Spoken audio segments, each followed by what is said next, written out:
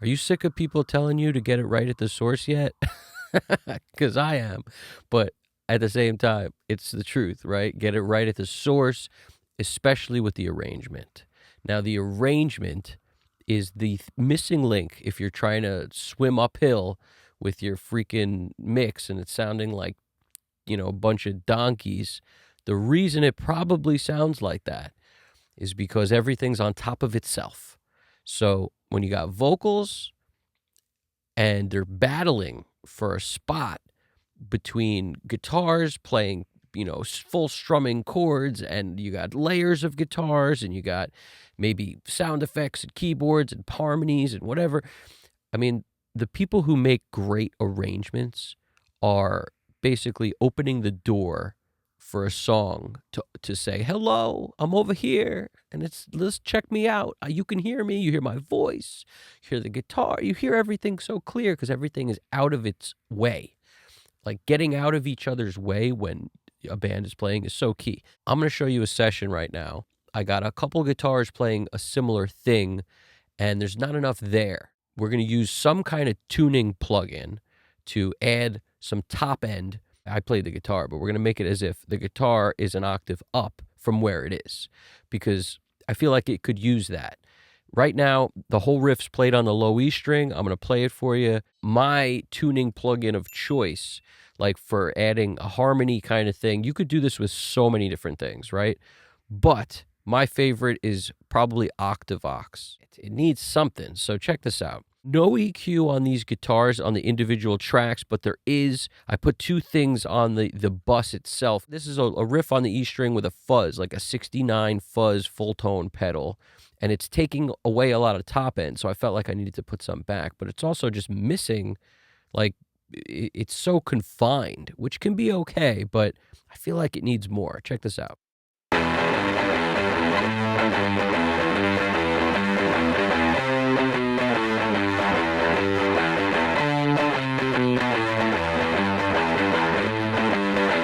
I felt like it needed some top end, so I pulled up my favorite plug-in for top end, which is the Helios Waves, the Kramer HLS. It's also a Shep's favorite. He loves this thing, and I know why. It's just so easy to deal with. You get these big clicks at 10K, 4, 8 dB, 12 dB, and basically just by bumping 8 dB up in the 10K zone, it brings some top end out, and then I could push some of the mids slightly. It's got like a nice Q on this boost in the middle. So around 2K, I'm boosting a little bit. In the bass, I'm really not touching nothing. Just wanted to brighten it up. That was my first step.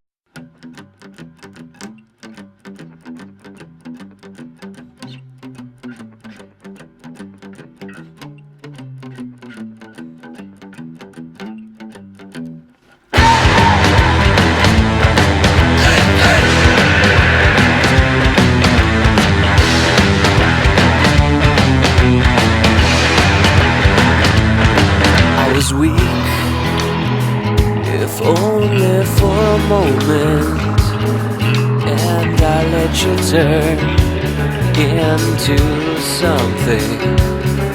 Today I will lust, but tomorrow I must have you, or I will have nothing.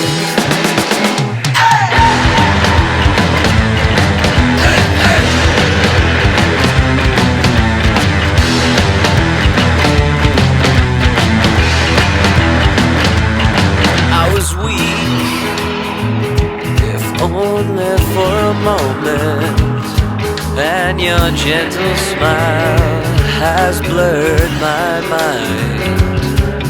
In your eyes I get cross, in your oceans I get lost, if only for a moment.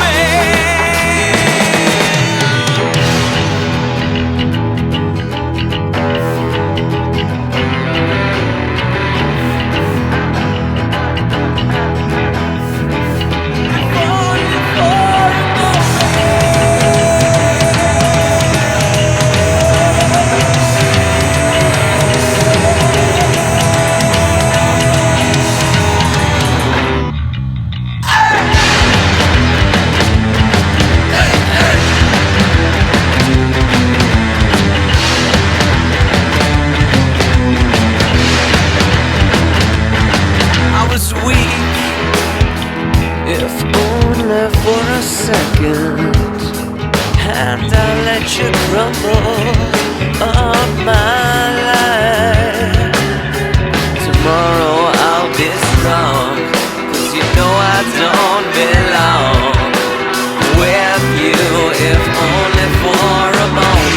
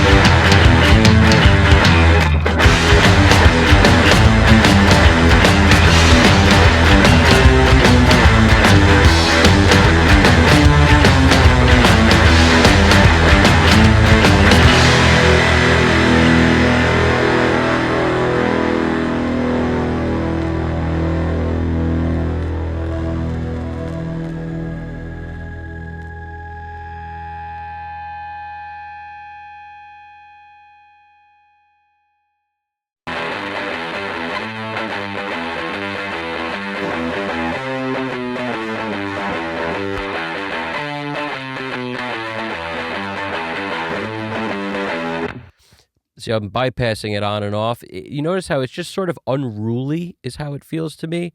And then I put this on and it just kind of tightens it all up, just doing something to the curve that I really like. It sounds like this to me. It sounds like it's like a covered, it's like somebody talking, and then you take that off and it's like, oh, I can hear it. Great. Okay, that helps a bit. LA3A is on doing hardly anything at all. It's literally the barely moving the needle. And I only put it on because at certain times with the Octavox on, it jumps out a little louder. But without the Octavox, it doesn't even really need to be there, the LA3A. The peak reduction meter is barely moving. And if you're not familiar with how this works, just the quickest lesson you've ever seen on it, this is just the output side. It's just backwards. Like typically the output would be on the right on an 1176 if you're used to that. And this is the output here. And this is how much compression you're doing, how much peak reduction. So as soon as you turn this up, the needle will move more. So you just get the needle moving approximately how you like it, and then you decide the output right here. It's really all it is. It's the easiest compressor to deal with ever. Chad Blake loves that thing.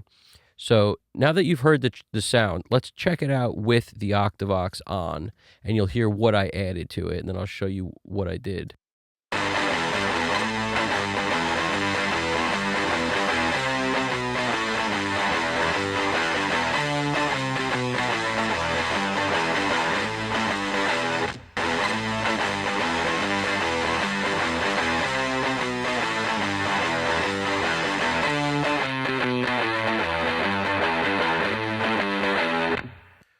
Now, it's a personal taste thing because all I'm really doing is adding an octave up on the left, an octave up on the right.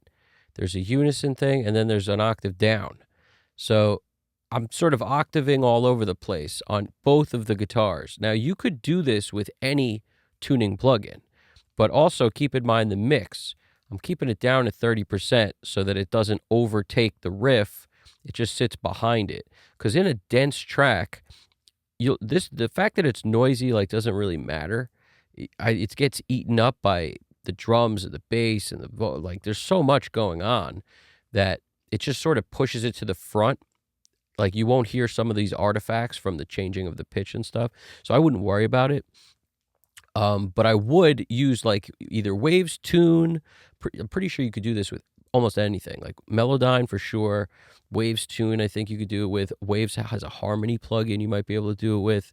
There's also a plugin called, what was it, like Ovox? Any tuning plugin, mess with it. What I wound up doing was on the bass, I did an octave down at the end of the song. I'll go to that real quick. The bass player decided to abandon ship and kind of for the riff happens twice at the end.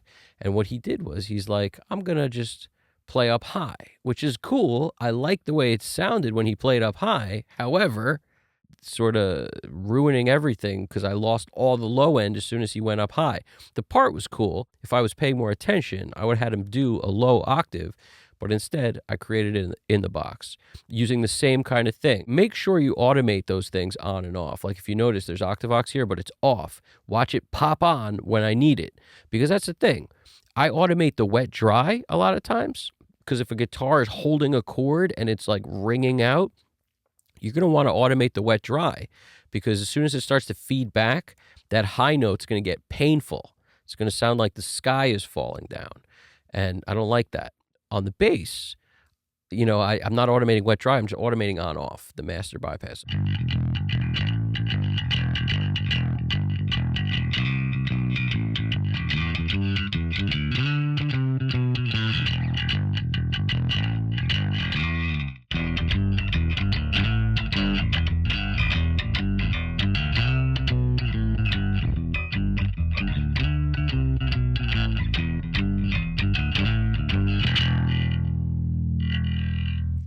So I took it off that very last note because the last note was creating like a fart. It was like it was just so farty because he hit it so hard. So the octave down didn't work for the last note. So that's where I pop it off. And if you notice, we look at this master, that's basically what it looks like. There's one spot here he goes up high, but I didn't notice it when I was playing the song. I only noticed it now in solo when I'm listening to it, where like in this part of the riff for like a second, he goes up high, but I wouldn't do it there. Like for me, it's just about when you feel missing low end, that's when you put it in. You don't go through meticulously in the song and add a low octave all over the place. Like I wouldn't do that. That's not my style. My style would be if I'm feeling like it's missing, I got to put it there. So check it out in the song. You could hear what I'm talking about. This mix ain't quite done yet, but doesn't matter.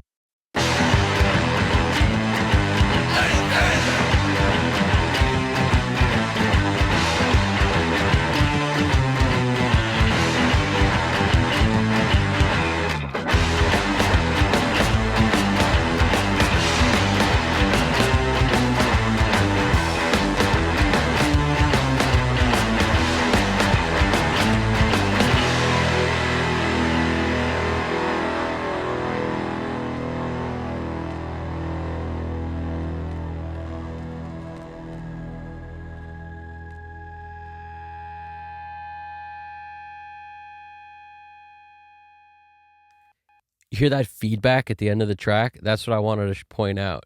On this one, the wet dry, look what I did to get rid of it when the pain was about to start. Because if you like that high octave of the feedback is painful. So I had to take it off. You do something like the first one of these, take it down substantially. You could take the wet dry down in the first part of the riff here.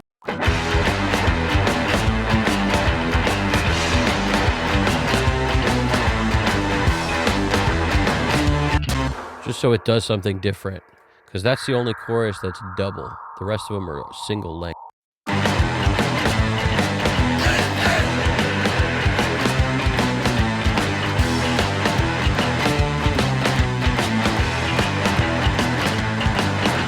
You could argue maybe we could make it grow, like so that it's, let's say we'll go down to 20% on the first one. And then on the next one, we'll go to 25%. So we're messing with the wet dry. That's what we're doing. The wet dry automation is your friend for stuff like this. OctaveOx is off everywhere except those choruses because it sucks everywhere else. It's the only place I felt like it needed something. Now, you don't have to add EQ on everything, because I like the way this sounds just by adding a little EQ on the bus, but each track just has auto align on it, and I played with other things. I played with the API Vision channel strip. Everything made it worse. I played with the SSL 4KE, some Pro Q3 options. I had the metric halo going, and just nothing worked except for this. The guitar sounds good, so don't add for the sake of adding. So this guitar,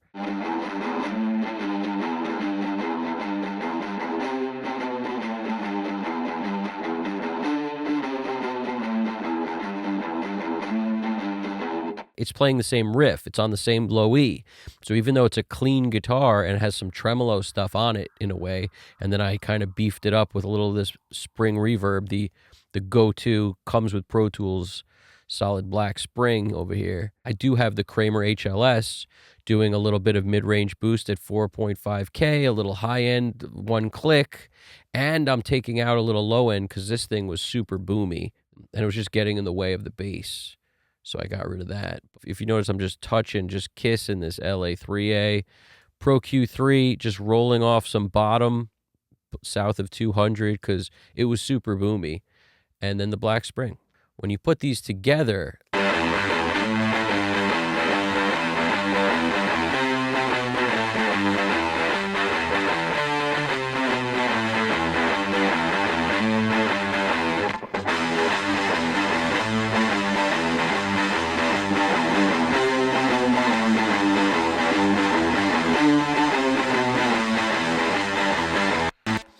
it adds so much beef to use a clean guitar behind your distorted guitars. When I made it louder, you just hear the middle come up significantly.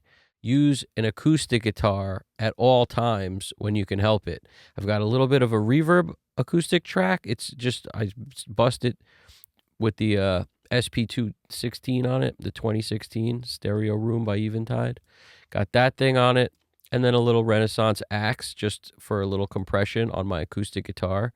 But check out this acoustic with the mix. Listen to the acoustic in that mix.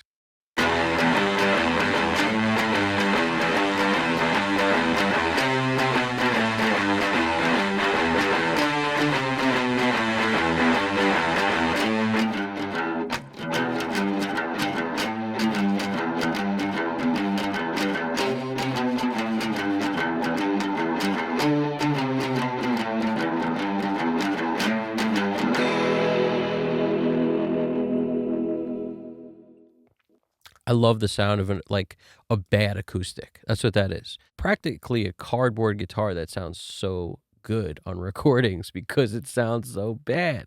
Like there's just a magic to bad sounding acoustic guitars on recordings. Listen in the verses what it does. I'm running it in the verses more even than the chorus, but the chorus it adds that definition. But check out in the verse.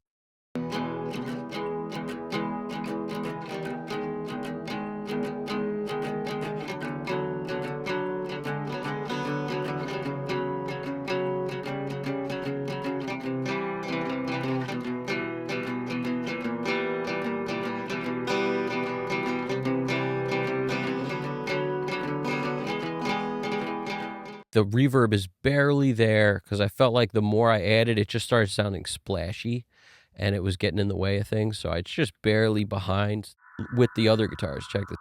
If only for a moment, and I let you turn into something.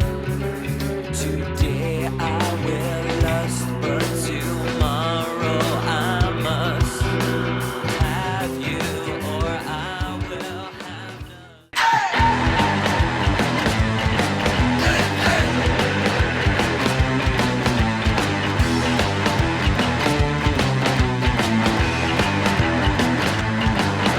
Any questions, any other stuff you want me to go through that I missed or went too fast, let me know. Questions, answers, throw it in there. I appreciate it. Evan Jaffe, Custom Cut Studios. You guys got this. Take it easy.